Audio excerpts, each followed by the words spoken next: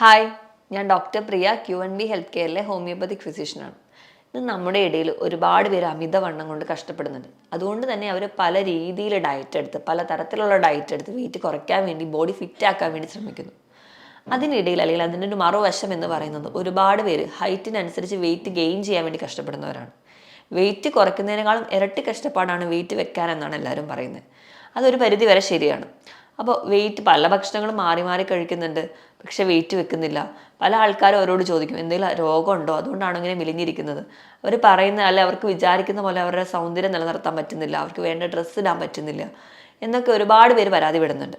അപ്പോൾ weight gain ചെയ്യാൻ നമ്മൾ എന്തൊക്കെ ശ്രദ്ധിക്കണം, അല്ലെങ്കിൽ നമുക്ക് എങ്ങനെ വെയിറ്റ് ഗെയിൻ ചെയ്യാൻ പറ്റും, നമ്മുടെ ഭക്ഷണ രീതി എങ്ങനെ മോഡിഫൈ ചെയ്യണം എന്ന് നമുക്ക് ഈ വീഡിയോയിലൂടെ നോക്കാം.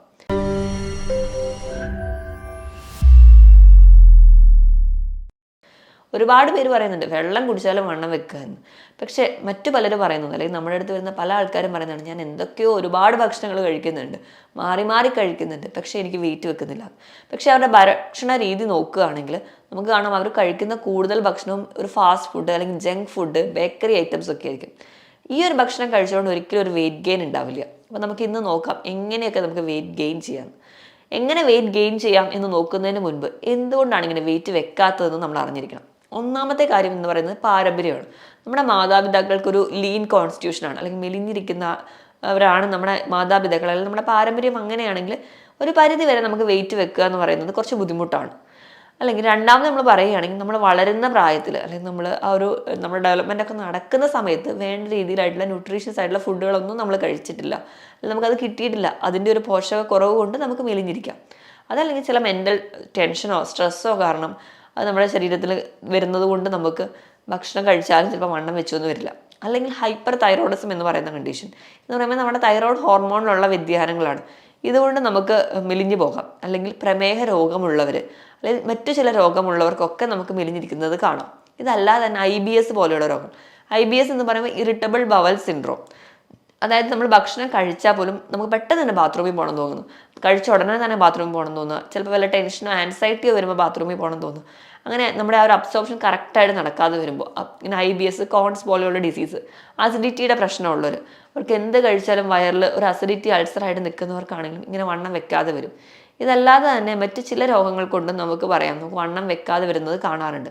നമ്മൾ ആദ്യം ഇതൊക്കെ തന്നെ ഒന്ന് റെക്ടിഫൈ ചെയ്താൽ, ഇതൊക്കെ തന്നെ ഒന്ന് കറക്റ്റ് ചെയ്യുകയാണെങ്കിൽ ഒരു പരിധി വരെയൊക്കെ നമുക്ക് ഇങ്ങനെ വണ്ണം വെക്കുന്നതിൻ്റെ ചില ബുദ്ധിമുട്ടുകൾ, വണ്ണം വെക്കാത്തവരുടെ ആ ഒരു ബുദ്ധിമുട്ടുകൾ നമുക്ക് പരിഹരിക്കാൻ പറ്റും. ഇതല്ലാതെ ചില ഭക്ഷണങ്ങൾ കഴിച്ചാൽ അവർക്ക് അബ്സോർപ്ഷൻ കറക്റ്റായിട്ട് നടക്കുന്നില്ല. ഇതുകൊണ്ടൊക്കെ ഒരുപാട് പേര് മെലിഞ്ഞിരിക്കുന്നുണ്ട്. അപ്പോൾ നിങ്ങൾ ആദ്യം ചെയ്യേണ്ടത്, നിങ്ങൾക്ക് ഇങ്ങനെ ഒരു ലീൻ കോൺസ്റ്റിറ്റ്യൂഷൻ അല്ലെങ്കിൽ വെയിറ്റ് വെക്കുന്നില്ല എന്നുണ്ടെങ്കിൽ ഒരു ഡോക്ടറുടെ കൺസൾട്ടേഷൻ എടുക്കുക. ഈ പറയുന്ന രോഗങ്ങളൊന്നുമില്ല എന്ന് നിങ്ങൾക്ക് ഉറപ്പുവരുത്തിയ ശേഷം മാത്രം നിങ്ങളൊരു ഡയറ്റ് പ്ലാനിലോട്ട് പോകേണ്ടതാണ്. അപ്പോൾ ഒരാളുടെ ബോഡി വെയിറ്റ് എന്ന് പറയുന്നത് അവരുടെ ഹൈറ്റിന് അനുപാതമായിരിക്കണം. എപ്പോഴും നമ്മുടെ ബോണിൻ്റെ വെയിറ്റും മസിൽ വെയിറ്റും കൂടിയാണ് നമുക്കൊരു ബോഡി വെയിറ്റ് എന്ന് പറയാം. അപ്പം ബോണിൻ്റെ വെയിറ്റ് എന്ന് പറയുന്നത് നമ്മുടെ ഹൈറ്റിനനുസരിച്ചൊക്കെ അഡ്ജസ്റ്റഡ് ആയിരിക്കും. അപ്പം നമുക്ക് കൂട്ടാൻ പറ്റുന്നത് നമ്മുടെ മസിൽ മാസ് ആയിരിക്കും. അപ്പം മസിൽ മാസ് കൂട്ടണമെങ്കിൽ നമ്മൾ മസിൽ വളർത്തണം, അല്ലെങ്കിൽ മസിലിൻ്റെ എമൗണ്ട് ക്വാണ്ടിറ്റി ഒക്കെ കൂട്ടണമെങ്കിൽ നമ്മൾ ചെയ്യേണ്ടത് നമ്മൾ പ്രോട്ടീൻ അടങ്ങിയ ഭക്ഷണം കൂടുതലായിട്ട് കഴിക്കുക. പ്രോട്ടീൻ എന്ന് പറയുമ്പോൾ നമുക്കറിയാം വെജിറ്റബിൾ പ്രോട്ടീനും ഉണ്ട്, അനിമൽ പ്രോട്ടീനും ഉണ്ട്. വെജിറ്റബിൾ പ്രോട്ടീൻ എന്ന് പറയുന്നത് പയർ, കടല, പരിപ്പ്, ഗ്രീൻ പീസ് ഇങ്ങനെയുള്ളവയൊക്കെയാണ് വെജിറ്റബിൾ പ്രോട്ടീനായിട്ട് വരിക. ഇതോടൊപ്പം തന്നെ മഷ്റൂം ഒക്കെ വെജിറ്റബിൾ പ്രോട്ടീനാണ്. ഇനി അനിമൽ പ്രോട്ടീൻ എടുക്കുകയാണെങ്കിൽ ചിക്കൻ, ബീഫ്, മട്ടൺ ഇവയെല്ലാ മാംസങ്ങളും അനിമൽ പ്രോട്ടീനാണ്. ഇതിനോടൊപ്പം തന്നെ പാൽ ഉൽപ്പന്നങ്ങളും അനിമൽ പ്രോട്ടീനുണ്ട്. പനീറൊക്കെ വരുമ്പോൾ അതൊരു അനിമൽ പ്രോട്ടീനാണ്. അപ്പം പ്രോട്ടീൻ അടങ്ങിയ ഭക്ഷണങ്ങൾ അത് കഴിക്കുകയാണെങ്കിൽ നമുക്ക് കൂടുതലും നല്ലത്. അപ്പം കൂടുതൽ ഇപ്പോൾ വെജിറ്റബിൾ പ്രോട്ടീനും അനിമൽ പ്രോട്ടീനും എടുക്കുകയാണെങ്കിൽ അനിമൽ പ്രോട്ടീനാണ് കുറച്ചുകൂടി ബെറ്റർ വെയിറ്റ് ഗെയിനിന് വേണ്ടി. കാരണം അനിമൽ പ്രോട്ടീനിൽ അടങ്ങിയിരിക്കുന്ന പല അമിനോ ആസിഡ്സും നമ്മുടെ ബോഡി ബിൽഡ് ചെയ്യാൻ വേണ്ടി സഹായിക്കുന്നതാണ്. അപ്പോൾ പ്രോട്ടീനിൽ തന്നെ അനിമൽ പ്രോട്ടീൻ ഉണ്ട്, വെജിറ്റബിൾ പ്രോട്ടീൻ ഉണ്ട്. അപ്പോൾ കമ്പയർ ചെയ്യുമ്പോൾ എപ്പോഴും നല്ലതെന്ന് പറയുന്നത് അനിമൽ പ്രോട്ടീനാണ് വെയിറ്റ് ഗെയിൻ ചെയ്യുക. അപ്പോൾ അതോടൊപ്പം തന്നെ മുട്ടയൊക്കെ കഴിക്കാം. മുട്ടയൊക്കെ നമ്മൾ എടുക്കുകയാണെങ്കിൽ നമുക്ക് ഒരു ബയോളജിക്കൽ പ്രോട്ടീൻ തന്നെയാണ്, കംപ്ലീറ്റ്ലി പ്രോട്ടീനാണ്. അപ്പോൾ അതൊക്കെ കൂടുതലായിട്ട് കഴിക്കുന്നതാണ് എപ്പോഴും നമുക്കൊരു വെയിറ്റ് ഗെയിനിന് നല്ലത്. ഇപ്പോൾ നമ്മൾ പ്രോട്ടീൻ കഴിക്കേണ്ട ക്വാണ്ടിറ്റി എടുക്കുകയാണെങ്കിൽ നമ്മളൊരു ദിവസം 0.8 ഗ്രാമെങ്കിലും പ്രോട്ടീൻ കഴിക്കണം. അപ്പോൾ ഒരു ആവറേജ് ഹൈറ്റുള്ളൊരു പുരുഷനാണെങ്കിൽ ഒരു 56 ഗ്രാമെങ്കിലും, അതുപോലെ തന്നെ ഒരു ആവറേജ് ഹൈറ്റുള്ള സ്ത്രീ ആണെങ്കിൽ ഒരു 45 മുതൽ 48 ഗ്രാമെങ്കിലും പ്രോട്ടീൻ ദിവസവും കഴിച്ചിരിക്കണം. അപ്പോൾ പ്രോട്ടീൻ ഒരുപാട് കഴിച്ചാൽ മാത്രമേ നമ്മുടെ ഒരു മസിൽ മാസ് നല്ലപോലെ ബിൽഡ് ചെയ്യാൻ പറ്റുള്ളൂ. ഇനി പ്രോട്ടീൻ കഴിച്ചുകൊണ്ട് മാത്രം നമ്മുടെ ശരീരത്തിൽ ഈ പ്രോട്ടീൻ എല്ലാം കൂടി അബ്സോർബ് ചെയ്യണമെന്നില്ല. പ്രോട്ടീൻ്റെ അബ്സോർപ്ഷനും അതിൻ്റെ ഒരു അസിമിലേഷനൊക്കെ കറക്റ്റായിട്ട് നടക്കണമെങ്കിൽ നമുക്ക് പലതരത്തിലുള്ള വൈറ്റമിൻസ്, അതായത് vitamin B complex, vitamin C, vitamin B12 ഇവയെല്ലാം വേണം. അതോടൊപ്പം തന്നെ മിനറൽസ് ഒക്കെ വേണം. അപ്പോൾ ഇതൊക്കെ കിട്ടാൻ വേണ്ടി നമ്മൾ ബാക്കി ഭക്ഷണങ്ങളും കൂടി കഴിക്കണം. അല്ലാതെ നമ്മുടെ ഡയറ്റിൽ എപ്പോഴും പ്രോട്ടീൻ മാത്രമായിട്ട് ഒതുങ്ങാതെ നമ്മൾ ആവശ്യത്തിന് ഇവയെല്ലാം മിനറൽസും പ്രോട്ടീൻസ് കിട്ടണമെങ്കിൽ നമ്മൾ നല്ലപോലെ വെജിറ്റബിൾസ്, ഫ്രൂട്ട്സ് ഒക്കെ കഴിക്കുക. അപ്പോൾ ഫ്രൂട്ട്സിലും വെജിറ്റബിൾസിലും ഒക്കെ ധാരാളം മിനറൽസ് അടങ്ങിയിട്ടുണ്ട്. അതോടൊപ്പം നമ്മൾ ഈ പ്രോട്ടീനോടെ കഴിച്ചാൽ മാത്രമേ കറക്റ്റായിട്ട് ഒരു അസിമിലേഷൻ അല്ലെങ്കിൽ അബ്സോർപ്ഷൻ നടക്കത്തുള്ളൂ. അപ്പം ഭക്ഷണം കഴിക്കാൻ പറയുമ്പോൾ തന്നെ എല്ലാവരും പറയുന്നതാണ് ഞാൻ ഒരുപാട് ചോറ് കഴിക്കുന്നുണ്ട് എന്നിട്ട് വെയിറ്റ് വെക്കുന്നില്ല. ചോറ് കഴിച്ചുകൊണ്ടോ അല്ലെങ്കിൽ നമ്മൾ കഴിക്കുന്ന കാർബോഹൈഡ്രേറ്റ് ആയതുകൊണ്ട് നമുക്ക് ഒരുപാട് വെയിറ്റ് വെക്കണം എന്നില്ല. അപ്പം നമ്മുടെ ഓരോ ദിവസവും നടക്കേണ്ട എനർജിക്ക് വേണ്ടിയാണ് നമ്മൾ ഈ കാർബോഹൈഡ്രേറ്റ് കഴിക്കുന്നത്. നമ്മൾ ഒരുപാട് കാർബോഹൈഡ്രേറ്റ് കഴിച്ചാലുള്ള പ്രശ്നം എന്താണെന്ന് വെച്ച് കഴിഞ്ഞാൽ നമ്മുടെ ദിവസവും എനർജിക്ക് വേണ്ടിയിട്ടുള്ള കാർബോഹൈഡ്രേറ്റ് യൂസ് ചെയ്യും. ബാക്കിയുള്ള കാർബോഹൈഡ്രേറ്റ് ശരീരം കൊഴുപ്പാക്കിയിട്ട് ഡിപ്പോസിറ്റ് ചെയ്ത് വെക്കും, നമ്മുടെ ശരീരത്തിൻ്റെ പല ഭാഗത്ത് ഡിപ്പോസിറ്റ് ചെയ്യും. അപ്പോൾ ഇവിടെ ഒരു മസിൽ മാസ് ബിൽഡിംഗ് ഉണ്ടാവുന്നില്ല. അതുകൊണ്ട് തന്നെയാണ് ഇങ്ങനെ ചോറ് അല്ലെങ്കിൽ കാർബോഹൈഡ്രേറ്റ് അധികമായി കഴിക്കുന്നവർ കൈയും കാലും ഒക്കെ ശോഷിച്ചിരിക്കും, പക്ഷെ അവരുടെ വയറ് ചാടുന്നതായിട്ട് കാണും. ഇതുകൊണ്ടാണ് അവർ വെയിറ്റ് വെക്കാത്തത്. അപ്പോൾ അവിടെ എന്ന് പറഞ്ഞാൽ അത് വേറെ കണ്ടീഷൻസ്, ഇപ്പോൾ ഫാറ്റി ലിവറോ ഡയബറ്റീസോ കൊളസ്ട്രോളോ പോലെയുള്ള രോഗങ്ങളിലേക്ക് നമ്മളെ എത്തിക്കും. അതിന് പകരം നിങ്ങൾ കഴിക്കേണ്ടതെന്ന് പറയുമ്പോൾ കൂടുതലും ഡയറ്റ് എന്ന് പറയുന്നത് പ്രോട്ടീൻ റിച്ച് ആയിരിക്കണം. ഇപ്പോൾ രാവിലെ എന്തെങ്കിലും അപ്പം അല്ലെങ്കിൽ പുട്ട് ഇങ്ങനെയുള്ള ഭക്ഷണം നമ്മൾ കഴിക്കുകയാണെങ്കിൽ അതെത്ര കഴിക്കുന്നു അതിനോട് ഈക്വൽ എമൗണ്ട് തന്നെ പയറ്, കടല പോലെയുള്ള കറികൾ കഴിക്കാൻ വേണ്ടി ശ്രദ്ധിക്കുക. ഉച്ചയ്ക്ക് ചോറ് കഴിക്കുമ്പോൾ ചോറിൻ്റെ അളവ് കുറയ്ക്കുക. പകരം നമ്മൾ പ്രോട്ടീൻ അടങ്ങിയ ഈ പറഞ്ഞ പോലെ ചെറുപയർ അല്ലെങ്കിൽ കടല ഇവയൊക്കെ തോരനാക്കി കഴിക്കാം. അതോടൊപ്പം തന്നെ നിങ്ങൾക്ക് വെജിറ്റബിൾസ് കഴിക്കാം. അപ്പോൾ ആ ഒരു കറക്റ്റ് അബ്സോർപ്ഷനും അസിമിലേഷനും നടക്കും. അപ്പോൾ നമ്മളെപ്പോഴും അതുപോലെ മുട്ട സ്ഥിരമായിട്ട് കഴിക്കാൻ വേണ്ടി ശ്രദ്ധിക്കുക. ഇവയൊക്കെ കഴിക്കുന്നത് വഴിയാണ് നമുക്ക് കൂടുതലായിട്ട് ഒരു പ്രോട്ടീൻ കൃത്യമായിട്ട് അബ്സോർബ് ചെയ്യും. അതുവഴി നമുക്ക് മസിൽ മാസ് ബിൽഡ് ചെയ്യാനും സഹായിക്കുന്നത്.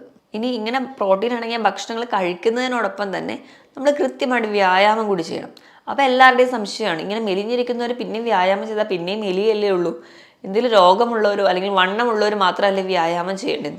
പക്ഷേ നമ്മുടെ വിശപ്പ് കൺട്രോൾ ചെയ്ത് പോകണമെങ്കിൽ അല്ലെങ്കിൽ നമുക്ക് വിശപ്പ് തോന്നണമെങ്കിൽ നമ്മുടെ ബോഡി കറക്റ്റായിട്ട് ഫങ്ഷൻ ചെയ്യണമെങ്കിൽ ബേസിക് ആയിട്ട് എന്തെങ്കിലും വ്യായാമം ചെയ്യണം. ഒരു അരമണിക്കൂറെങ്കിലും നിങ്ങൾ നീന്താൻ പോവുക, അല്ലെങ്കിൽ ജോഗിങ്ങിന് പോവുക, സൈക്ലിങ്ങിന് പോവുക.